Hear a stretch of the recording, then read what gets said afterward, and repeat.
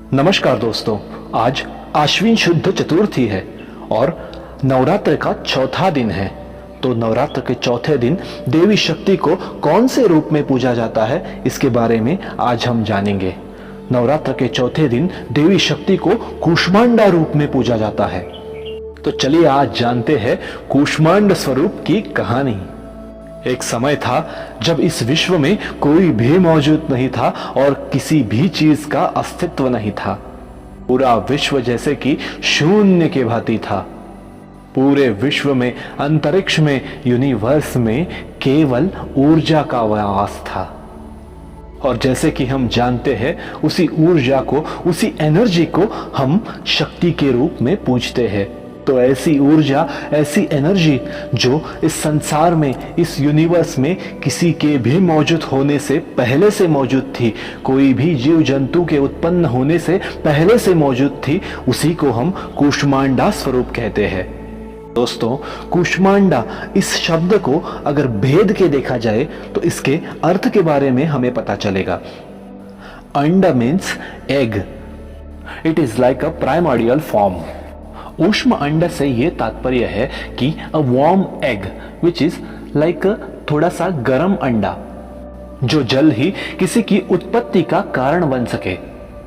और कू का अर्थ होता है बहुत ही छोटा, यानी कि कूष्मांडा इस शब्द का अर्थ यह होता है कि minute microscopic warm egg which is ready to manifest into energy and which is ready to give birth to the phenomenal form of life.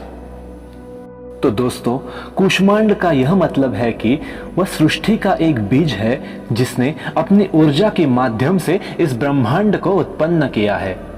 देवी कूष्मांडा ने ब्रह्मांड के निर्माण के बाद अपनी दाई, बाहिनी और तीसरी आंख से 3 दिव्य प्राणियों की या 3 दिव्य महाशक्तियों की रचना की।